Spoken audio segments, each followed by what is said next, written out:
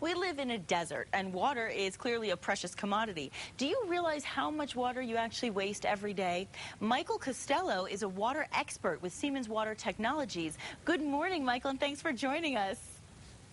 Good morning, Nikki. How are you? I'm great, and I really want to ask you first and foremost, how can we reduce our water footprints by conserving water in all of our daily activities?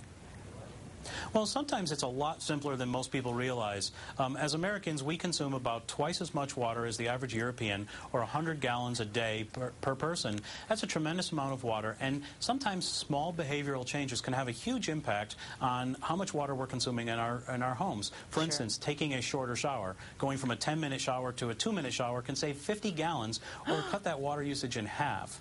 Wow. Turning off the water while we're brushing our teeth, making sure our laundry and our dishwashers are full before we run the cycles. I mean, these are simple behavioral changes that cost us nothing, in fact, save us money and lower our water consumption on a daily basis. And of course, across the communities, that can have a huge impact on on this very precious resource. Oh, sure. And, you know, Michael, I want to ask you a question because this is something that I deal with a lot in my daily life, and I think a lot of people can agree. We all try to multitask. So a lot of the time, while I'm doing laundry, I'm brushing my teeth, I'm trying to make dinner. So you're trying to do a lot of things sometimes at once. Is there a difference if you're running water in more than one place at a time? Does that make a difference financially?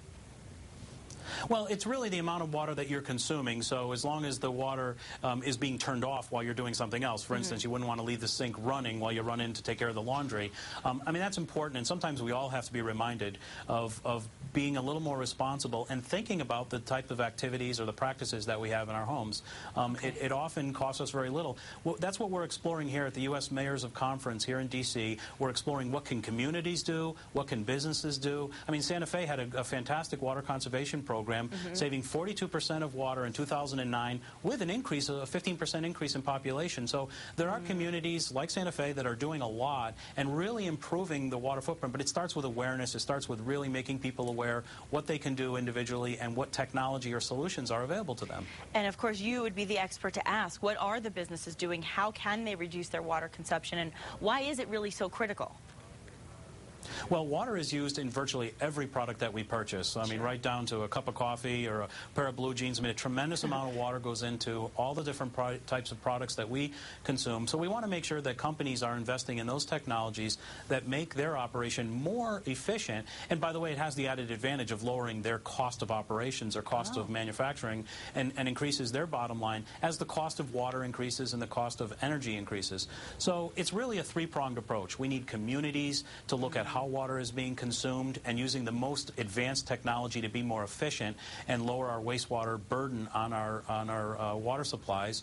We need businesses to be more effective and pay attention to the practices that they incur. And of course, in the homes and individuals, we need to look at those types of practices that might be wasteful and very little behavioral changes. Nobody's expecting that we're going to take less showers or drink less coffee. I love my coffee. That's important. But we can be a little more responsible in our practices. Yes, I love my long showers. That's a big problem too, especially when you're washing your hair. So these are some of the challenges. Yeah, I know. I really have to work on that. My parents have been telling me that all my life. But what are the other challenges that you find people are facing right now? Because I know that people have to deal with these challenges one-on-one. So if you have any specific tips and challenges in particular that you would mention, I think that would help people. Well, in addition to the behavioral practices that I talked about and looking at technology, it really starts with education. Do some research. Find out what your communities are currently doing. Get involved. Get your children involved. It's important that we pass these traits or these values on to our children. Water projects tend to be underfunded and don't really get the attention that some other infrastructure projects might get. So, you know, we really need to better understand what we can do as communities and as individuals to build a better tomorrow for our children and of course, for ourselves today. Absolutely. And Michael, how effective do you find those water-saving toilets and shower heads? Do they make a difference?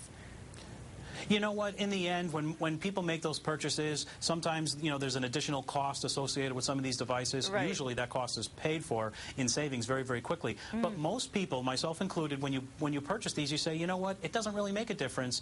It's still cleaning my dishes, you know, it's the toilet still works, and, you know, so you still have the same, you know, daily activities. You're just using less water. And it's really science and technology advancing what these products are. Some of these products and designs are you know, old, very old designs, antiquated designs that were never really designed to use less water or less energy. So we need to be more responsible in our purchases and make sure that those are the types of products that we're purchasing for our water footprint and finances. Great point, Michael. Michael Costello, we appreciate you being with us, and I will be taking a much shorter shower tonight. Thank you.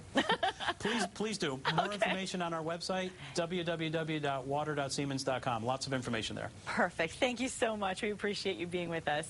And we will be back in a flash with some viewer pictures. Stick around.